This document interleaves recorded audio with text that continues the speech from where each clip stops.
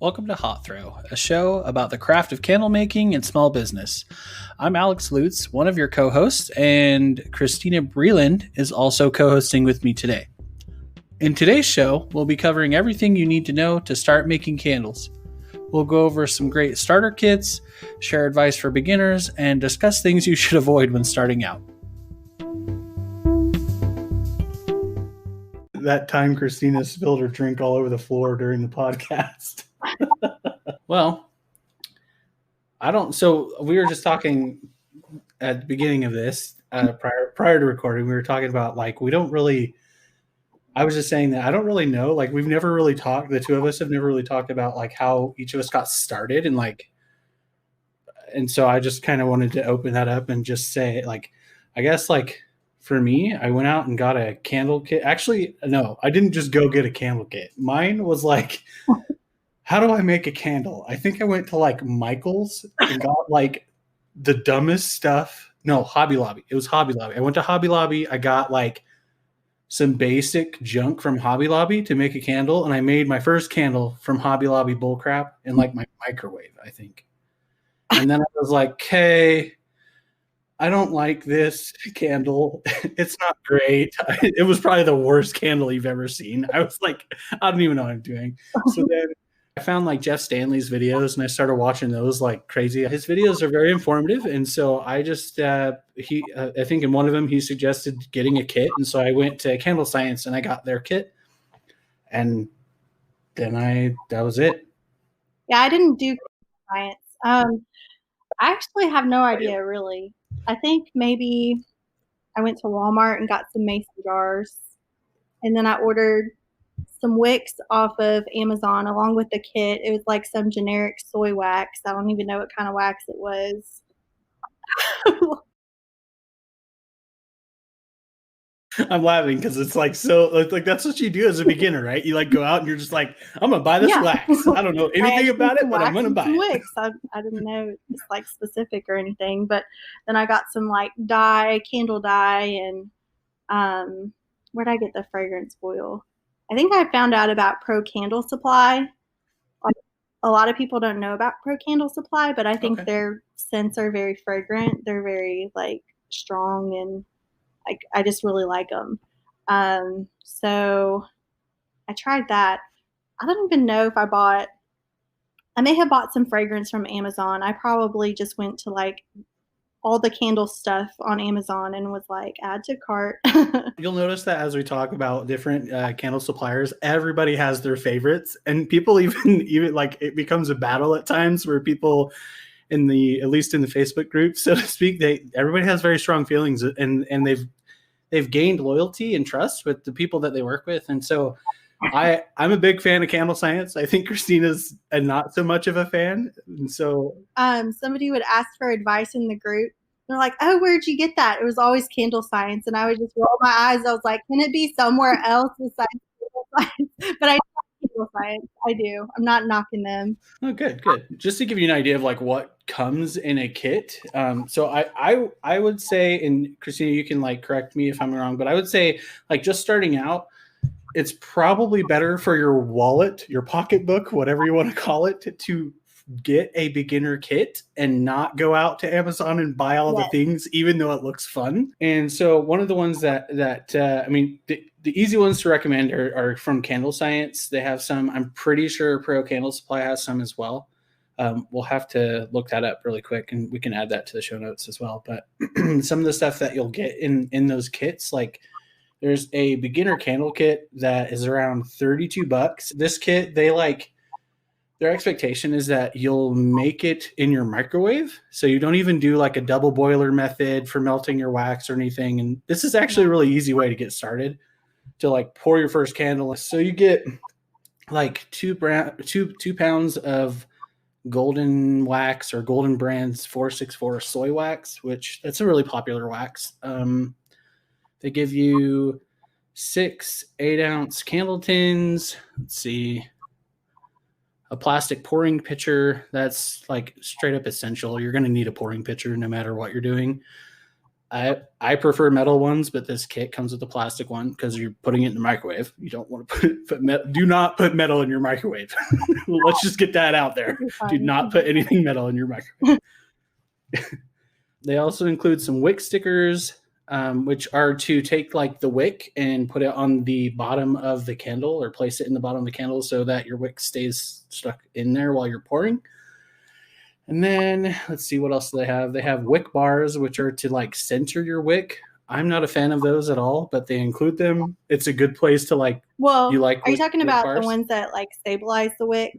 Well, there's all sorts of like wick centering things, and I'm a huge fan of like 3D printed ones, but there's the ones that you get with this kit are like a metal bar with like a little notch in it.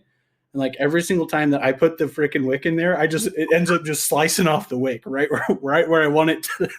Maybe I'm too forceful. I don't know. I've got big hands. It just cuts the wick right off. So I think I have the same exact thing, and that's never happened to me. Okay. I mean, it's just kind of like a little like metal teepee looking thing. I don't like. Okay. I just don't know how to use them apparently. Okay. So those are included. And then they give you some warning labels. Those are important. We'll have a whole nother episode about labeling and labels in general. And then they give you some CD wicks that are like pre-tabbed, meaning the pre-tabbed means that it has like the little metal piece at the bottom of a wick. And they're fine to start with. And they give you some fragrance oils. Now, the fragrance oils they give you in this specific kit that I was looking at is Amber Noir and Sea Salt and Orchid. And those are both, I actually have smelled the Sea Salt and Orchid. That one's really good. And the Amber Noir is like more of a probably masculine scent, I would say. Maybe I'm wrong in that, but I think it is. There's another kit that you can get through Candle Science that's like a pro kit. They call it their pro level kit. And that one it's the double boiler method where you put like, you get a pot, you put it on some sort of like hot plate, whatever. You could use a hot plate. You can use your stove, whatever. Anyways, you need a heat source. Put it on the heat source. You fill a pot to probably like a third of the way full.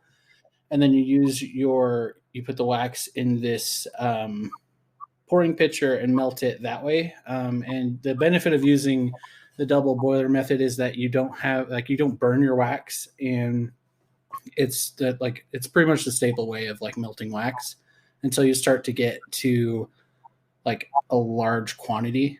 And even then you're still going to use the pouring pitcher though. And just so you have an idea of what comes in the pro kit, that's an additional 2 pounds of wax. So you get a total of 4 pounds of wax, 6 more tins. You get the metal pouring pitcher. It's a small one, which I think holds, I want to say it's like a 1 pound metal pitcher. I would totally recommend the 4 pound. I've never like, the small one's okay. Like I'd use that for like wax melts, but I just feel like I don't have enough control when I use the small one. So I always go big or go home, right? I don't know. And then the Pro Kit also includes like a glass thermometer. It's like a candy thermometer, which I started out with one of those and then I broke it because I dropped it on the floor and it just shattered everywhere. It's easy to break. Wouldn't recommend that. And then they also include like 4 fragrance oils in that one. And the breakdown of those are lavender, fairy vanilla, grapefruit and mangosteen, and then Egyptian amber. And all I can say is I'm a huge fan of vanillas. So fairy vanilla is really good. But I've smelled the grapefruit and mangosteen, and that sucker smells like it's freaking good. It smells like grapefruit and mangosteen. Egyptian amber, like I don't know. It's just I kind of want to make it into a body splash. It smells so good. Yeah, it's like a feminine, it's that like good. Victoria's Secret type of smell. I like it. Nice. So that kind of gives you a basic rundown of some kits. If you want us to cover more kits, we can like get them and do some reviews on the podcast of them. We also have like an Instagram. We'll probably like pull that out and start throwing pictures on it and stuff, so you can see like what we're up to in between the episodes and stuff. But that's so. As far as that, like once you've done one of these kits, you'll need to like start to narrow down like what the heck you want to do. You'll want to essentially pick one wax, one container type, and one wick type. And it's very easy to say that's what you need to do, but it's extremely hard when it comes to the execution of this. So like you're going to want to test and explore and find like the combo that you like working with, because every single wax is different. Every single container can be different, even if they're made out of the same material. And the wicks are probably the worst of it all. It's like you have to find the right wick for the right container for the right wax. And it's hard to do that. I was just telling Kristina, I'm probably late to the game, but I just barely found out that I used to use HTP wicks, and they're out of stock. Like Candle Science is no longer carrying them at all. So I'm like up a creek and I'm like, oh shoot, I need to figure this out. So I just went and got like every CD, Eco, and I think LX wicks that I'm going to just start trying a whole bunch, just testing with what works in my jars and stuff. Some of the common waxes, and I don't know if I have yours in here, Kristina, because I don't remember which ones you use. Yeah. But I use go ahead. the IGI 4633 and 464. Okay. And then I do add coconut oil. We can talk about that later. I prefer LX wicks. I've been using them this whole time, and they seem to work really well. Although I cannot find a wick for my 11-ounce tumbler because the bottom of it's kind of lopsided.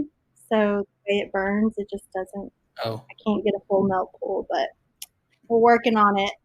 So fair enough. I'm all in on the IGI 6006. It's a paraffin soy blend, and that's pretty much all we use. I just barely ordered. I do have some 464 sitting around that I've been playing with, but I haven't done anything. I haven't sold anything with 464 in it. And then there's another IGI. I think it's 6046, which is like a coconut soy paraffin blend or something like that. I'll have to look that one up.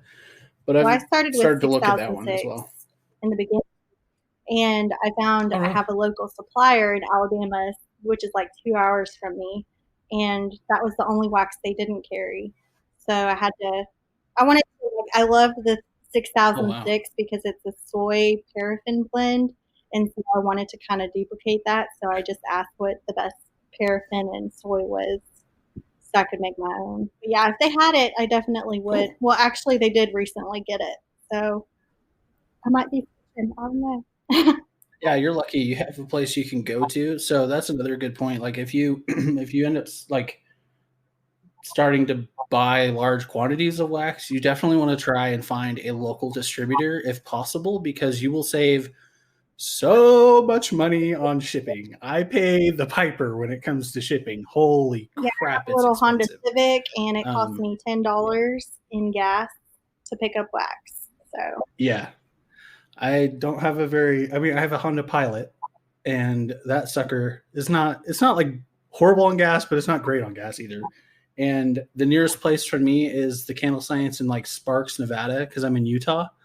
And that's a drive. It's about $6 when it comes to shipping, like paying for the shipping, which is like $300 depending on like how much I buy. But like for the wax, man, shipping wax is expensive because it's so freaking heavy. So you got to keep an eye out for that. Some of the like other common waxes that I've heard other people in like Facebook groups using are Joy Wax by Nature's Garden.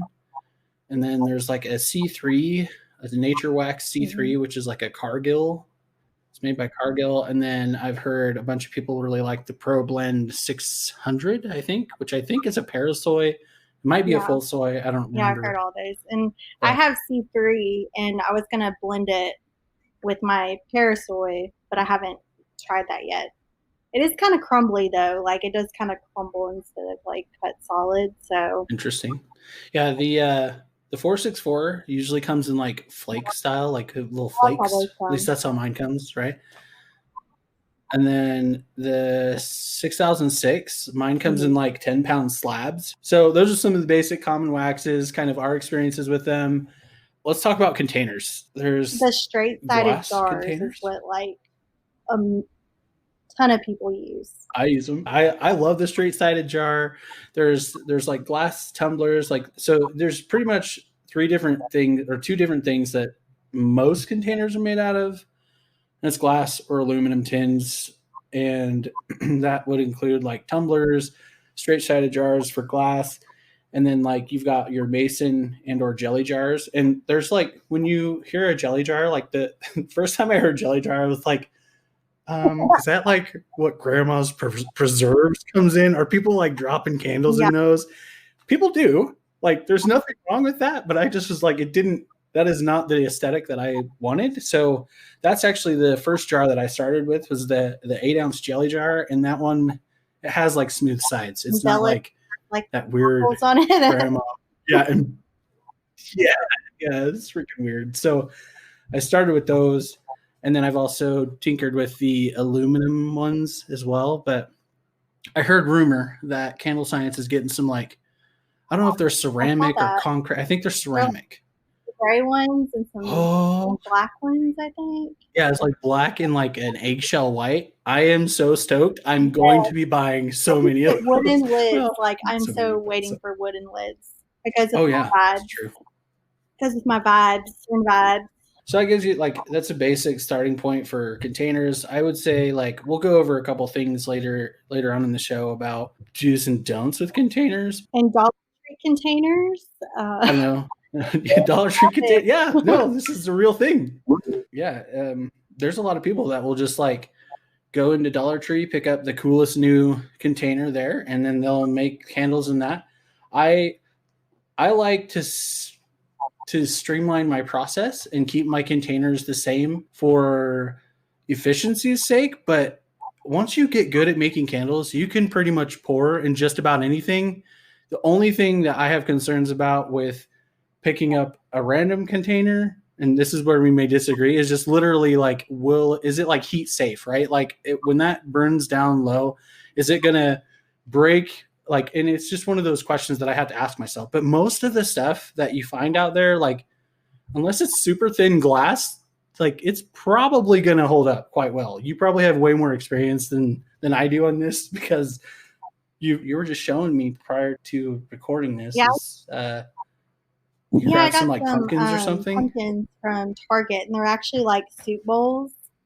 And so, like, after the candle's done burning, you can use it as a soup bowl. So it's like, heck yes, super cool. And I got some orange ones and some white ones. I have to go back tomorrow because when I posted about it, of course, people were like, "Do you have any left?" So like, they came out super cute. I was excited about it. But yeah. Yeah. Have you posted that on social media yet?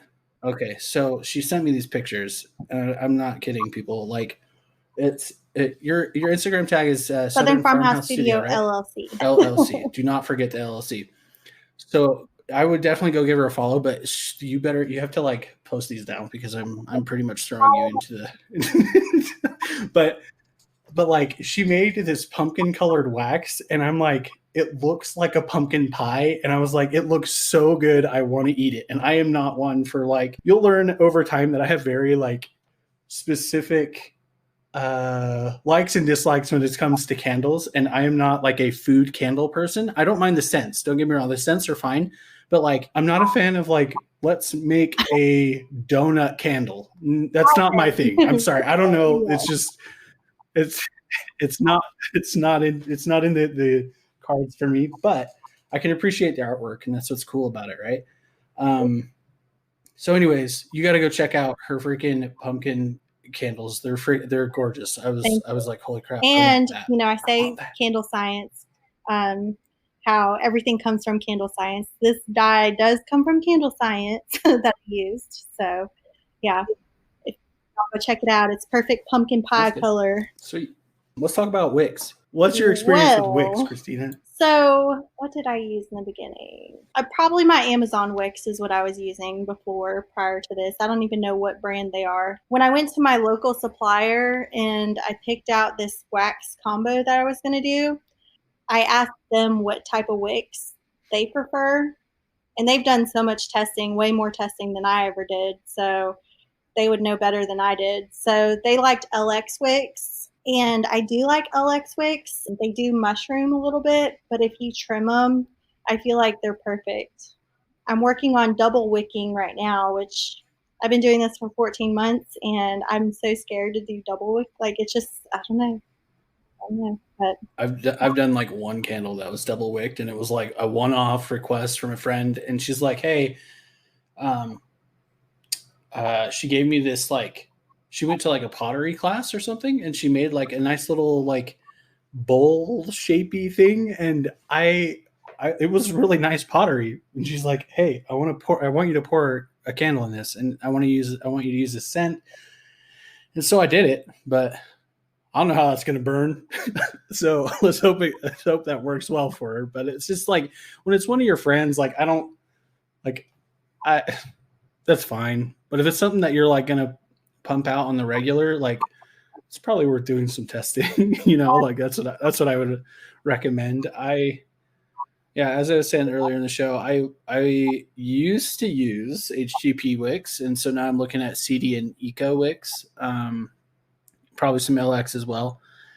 I prefer cotton wicks. I've tried wooden wicks. I've tried, and I just suck. I just suck with wooden wicks. They're hard. They're hard to do, in my opinion. I don't know. I haven't even tried them yet. I was going to get like the crackling ones for Christmas and do like Fraser fir and those kind of scents with the crackling one, but I don't know. I'm kind of scared to try those too. But I am trying Premier wicks. Have you heard of Premier? It's like a new type of wick that I heard from like one of my friends. She actually said that she continued making candles because I inspired her to keep going. So I was like excited about that.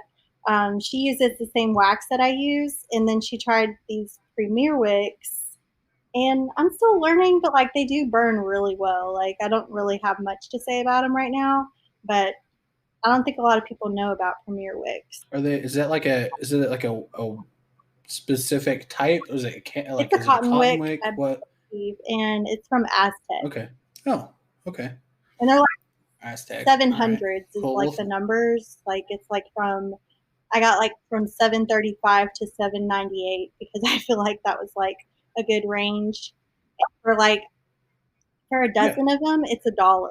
So I ordered like all different sizes because it's super cheap. Yeah, no, that's really good pricing. I mean, what I typically do is I'll go through. I've used like Candle Science has a really good wick guide, and most candle suppliers have a wick guide on their website to kind of like you measure the diameter of your container that you're pouring into, and then that's kind of what you use to pick your wick. And your wax can definitely play into that whole thing, but most candle suppliers have a wick guide to help you pick out some.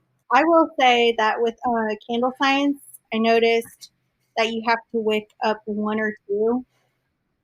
They usually have it underwick. Yeah. From like the chart that they have. My personal opinion is that they probably do that because they have like pristine conditions for testing candles, right? Like I feel like they have, I don't know, maybe I'm wrong in that, but I feel like candle suppliers, they know what the frick they're doing. And so to have good data on their website to help you make the best choice of a wick, they have to do it in like pristine condition. And so because of that, like you get out into the real world and it's maybe slightly off. And so I would completely agree with that. I've seen multiple people in Facebook groups say that you have to wick up. So if you do the Candle Science wick guide, everybody's been saying to at least go one step up to get a full melt pool, depending on your container and stuff. So I totally recommend doing that, and that's what I've. And it also matters if you use candle dye and like from what I've heard, if you use candle dye and fragrance, the fragrance oil is going to make a difference too. But I don't know. I think it says on the website what their fragrance load is when they're testing, so that like it's more accurate for you. Okay, well, that kind of gives you a breakdown of some of the common things you'll have to like make a decision on as you start to like scale up and find things that you like. Again, just to reiterate, one wax, one container, and one wick type, and just testing and exploring. But let's say, okay, you've narrowed it down, you've got your wax, you've got your container, you figured out your wicks. Holy crap, you've made it this far. Good job. Let's say that you've maybe done some candles for friends, they really like them, and now they're like, holy crap, like I want to give these as Christmas gifts, or I want to give them as like a New Year's gift, whatever the heck. And now you've got orders coming in. Like, what are you going to do, right? So we've compiled a list of some things that we think that you'll need as you begin to scale up. And they're kind of like quality of life improvements that you just learn as you do the craft of candle making. But the biggest thing that I would recommend is literally making sure that you have a metal melting pitcher. Like if you're still using plastic at this point, It's time to go. It's kind of time to grow up, and you need to get the 4-pound pitcher. Get yourself a and metal pitcher. Yeah.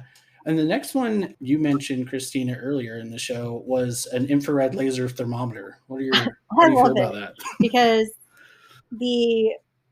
I think you have a digital thermometer that you like stick the little metal piece inside the wax to get the temperature. But like, I don't have to touch the wax. It like stays clean. Okay. So true confession. Like, I realized that so it's like I think I had like a meat thermometer type thing, and it works. It shows me the temperature. It was digital and it worked. But cleaning that thing up was a pain in the butt. So I've upgraded to an infrared thermometer. We'll link some in the show notes. Definitely get an infrared laser thermometer. You point it at the wax, it tells you the temperature. You move on with life, or you pour, right? Like it's great. Another thing that you don't get in the kits is a digital kitchen scale. You need to know what the heck you're putting in your candles. Like when you start figuring out like how much fragrance load your your wax is going to have, or your candles are going to have, like you need to start being precise and making it repeatable so that you can continually put out a good product. So there are some really cheap digital kitchen scales online on Amazon. I have an Ozeri one. I don't know. Do you have any preferred brand that you use? I don't even know what brand it is, but yeah, make sure you put good batteries in them too, because you put those cheap batteries, you might not get the right measurements. Yeah. I've definitely been like halfway through where I've been like weighing something and forgotten how much I've put into my container, whatever. Like, so for example, what I do is I'll measure out like 32 ounces of wax or whatever. I'll break it apart off of the 6006 slab, put it in my metal pot, and I just use it to like weigh the wax out. And there's been times where I've been like, okay, I got 8 ounces here. And then I place it and then I forget about it, go do something else because whatever, I'm distracted for all sorts of reasons. And then I come back to it and I was like, wait, how much is in there again? Some of those tend to shut off quickly. And so you just have to be careful. But I've been okay with the Ozeri one. I get Ozeri. Do you have a Presto pot? Yeah. I have two now. Oh, okay, show off. Oh, no joke. My wife literally just went and picked one up. I put it in a cart and everything, and she picked like a basic one up from Walmart just this evening because we're like, we need to upgrade. It's time to like you can melt the wax in both of them. And then when you're using one Presto pot, the other wax can be melting. And then when you're using that Presto pot, the other wax can be melting. So you're just like going. You just keep going. Yeah. Where did you pick yours The first one I got from Amazon, and I used the Jeff Stanley video on how to make the spout at the end and did that. That was a pain. Yeah. So, and then the other one I just bought off of Amazon, but the spout was already on there. Okay. I actually, I followed Jeff Stanley's video to a T. I don't typically, I'm not the type of person to get my hands dirty like ever, except unless I'm making candles. I'm good with that. But like, I usually don't do this stuff, but I watched the video and I was like, I think I can do this. So I went out and bought all the bull crap that I need to do to make the wax melter. And I did it and I was successful. So I have one of the custom ones. It's a little cheaper than buying one directly through like Amazon, but the ones through Amazon are amazing. I've never heard of bad reviews from those at all. But we'll link that video of how to create one if you want to get your hands dirty with tools. And also, if you screw it up, you're kind of screwed. That's true. So nervous. You spend all this money on this Presto pot, and then you got to drill a hole in it. It's like, holy crap! What am I? If I mess this up, I didn't drill the hole big enough in the beginning, so I'm sitting there with the metal file, like forever. I was sitting there hours trying to file it. And it's loud when you're like trying to file the thing down. Like I was outside on my front porch. And my neighbors were like freaking coming outside, like, what's going on out here? And I'm like, don't worry about it. Go back inside. I'm just filing this I look like a freaking idiot out on my front porch. But hey, whatever. I have a wax melter now. So whatever. Yeah, holy crap. So the other thing is I don't know if you have this problem, but I use so many paper towels.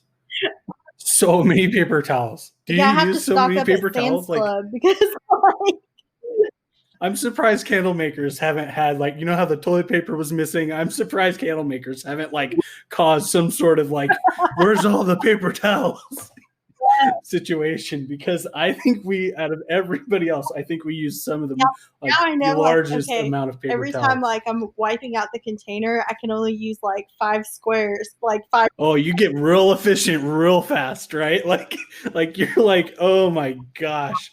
It is, yeah. I We try and use as little as possible, but like, I mean, you still have to get your containers Well, clean there and was stuff, like somebody I your saw the other pitcher day on a and stuff. post, and they said, I don't know about y'all, but I hate cleaning out my containers. And they like had a container for every scent. I was like, if I did that, I would have like 80 containers. That's crazy. Whoa, I've never thought about doing that. A container for every scent. I mean, I guess if you don't want to have to clean them out, that's one way to do it. To do You'll it, have but like that's a lot unmelted of freaking wax and you're containers. pouring melted wax into it. So it's like, yeah, That's weird. clean your That's weird to me to containers. think about. So you'll need some paper towels. Get paper towels. I will say that, like, with the paper towel thing, there's a couple people have said, because I asked like in Facebook group, I've asked a couple people like, what the heck do they do with them, and like, what do they do with like extra wax that's at the bottom? Because like sometimes you'll just pour it and you'll not like, you won't come out even, and you'll have extra wax left over. So sometimes I end up just pouring wax onto a paper towel, like some sort of idiot on my counter. I don't know. I guess that's what I do. Or I'll get like those little, they're like little sauce cups from like That's what I Costco or Sam's Club, and I can like pour them into that, and then that just That's how I becomes make like my a, samples is with the what's that? extra wax. I just pour it in a little like I have a 1 ounce containers, little food containers. Yeah, those are really good for that.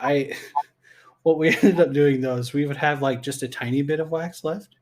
And so we would make like, we'd end up having like this Frankenstein, like nasty smelling, like every scent that we made in our batches in this one little like puck, if you will. And so I don't know, but a lot of people have been making like fire starters out of it. So they'll save their paper towels and they'll like turn it into like a fire starter and then sell those, which is actually like Yeah. kind of a clever reuse idea, right? Like, it's a good way to go.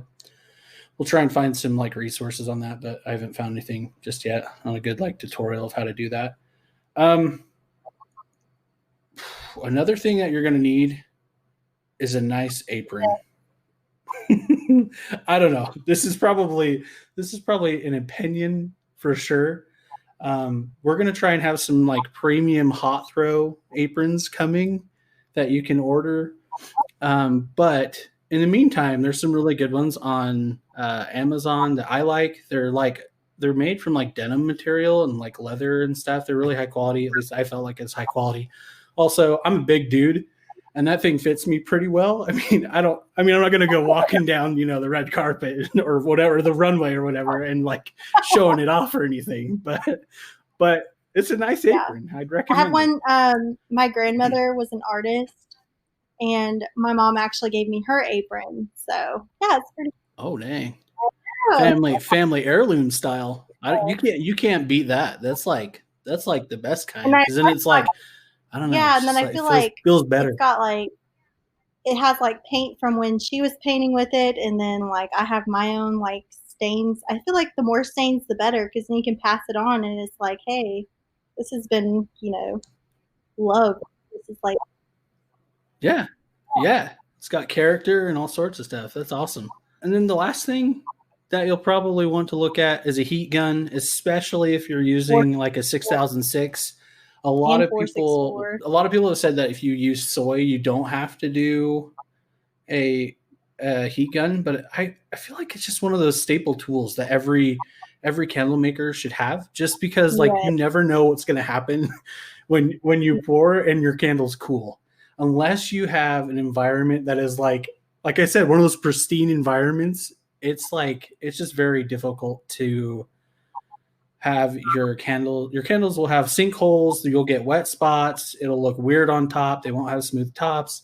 And a heat gun just helps you like minimize those and get rid of any of the imperfections that you might see. But I'm not a perfectionist. There's a lot of people in the candle making groups that are, and they swear by them. That's my thought on the heat gun. But yeah, I'm definitely a perfectionist, but then you can go to like the stores. I won't mention which stores, but you'll go look at the candles and you're like, why am I stressing? Like, yeah, heat gun is definitely, don't use a hair dryer. I've heard people using hair dryers. Don't do that. Get yourself a heat gun. Yeah. I think the thing with the hair dryer is like, it blows too hard. It sounds weird, but there's too much air blowing out of the blow dryer. And with a heat gun, it's just like a small puff of air, if you will, at a higher temperature. And so it's much easier to like help melt your candle and smooth out your top. I would also recommend staying like 1 to 2 feet away, like from your candle.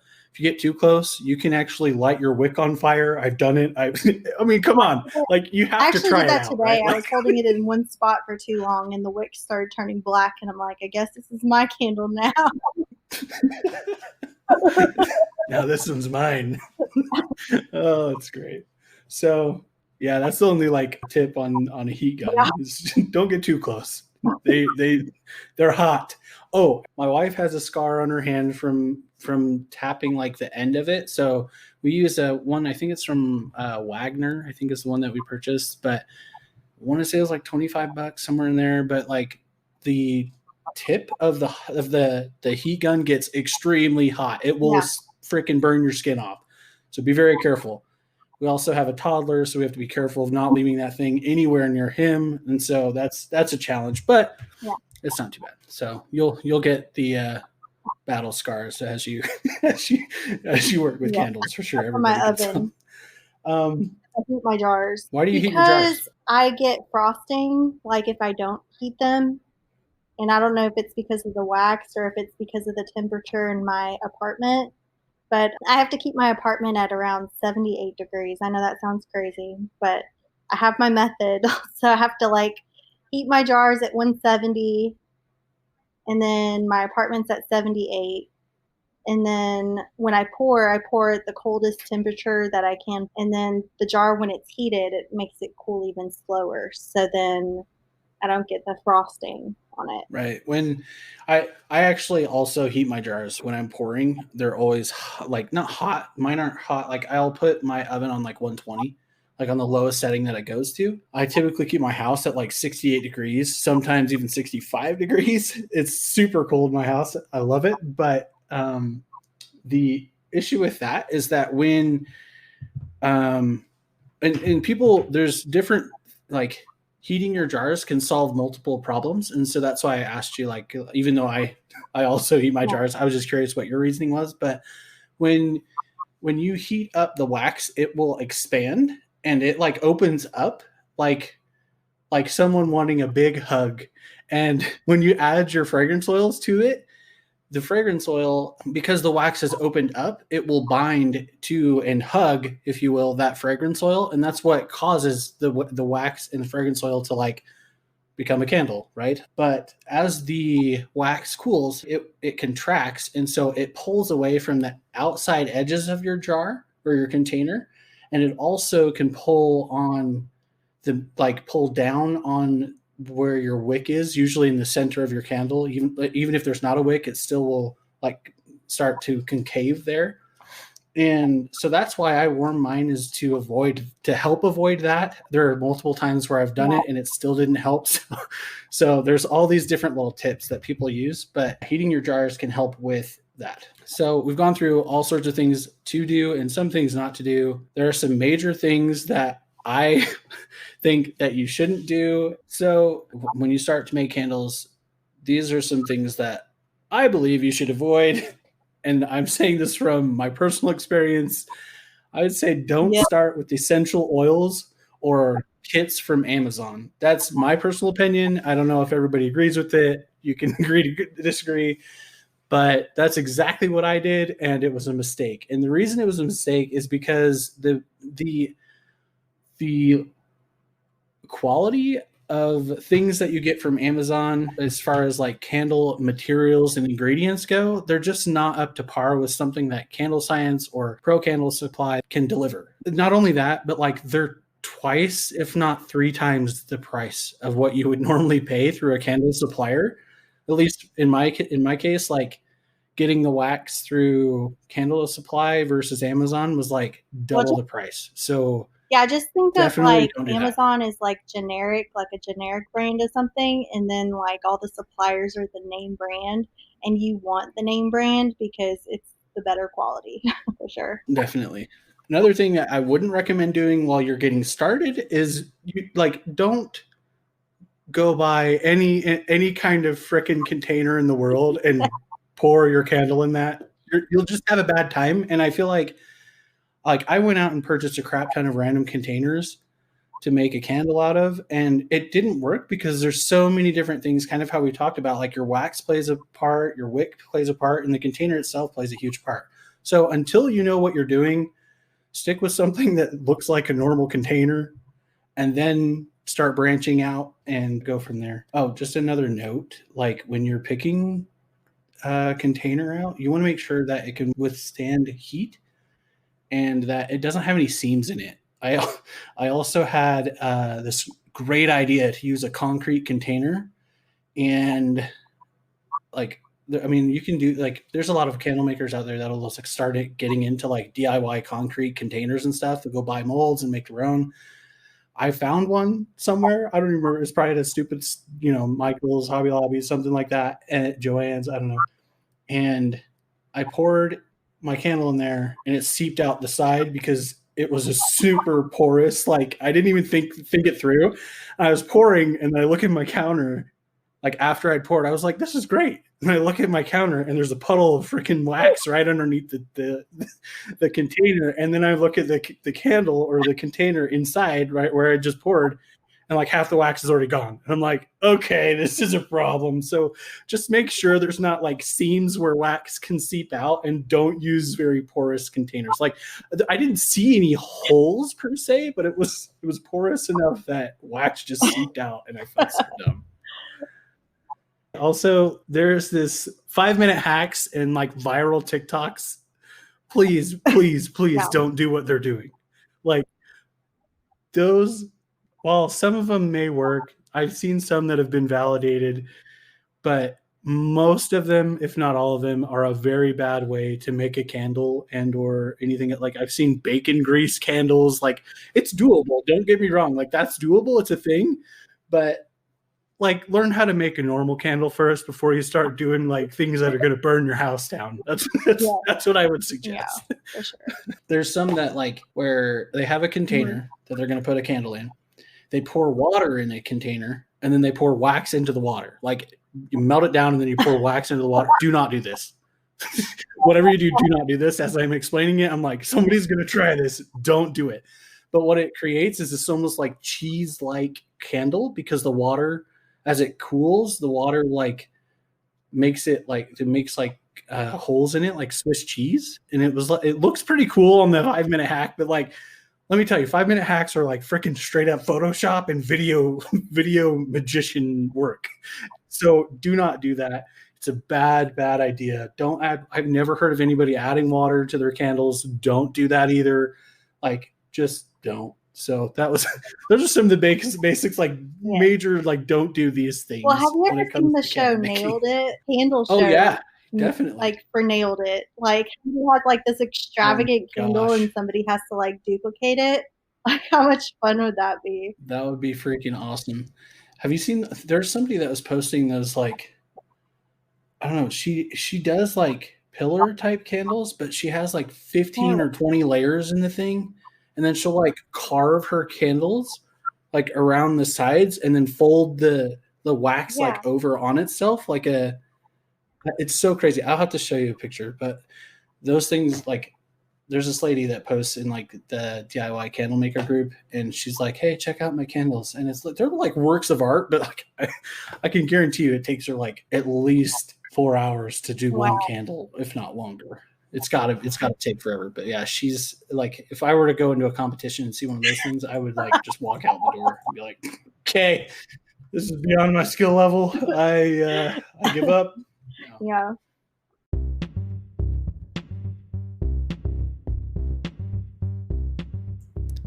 Thanks everyone for listening to the show. We hope you found it helpful and informative. Hot Throw is available where all great podcasts are found. You can also find us on Facebook at facebook.com/groups/hotthrow or on Instagram at Hot Throw Podcast. If you'd like to leave us a voice message we can play on a future episode, visit anchor.fm/Hot Throw and click the message button. To keep Hot Throw going, any support is appreciated. You can show your support by visiting anchor.fm/Hot Throw and click the support button. Until next time, stay lit.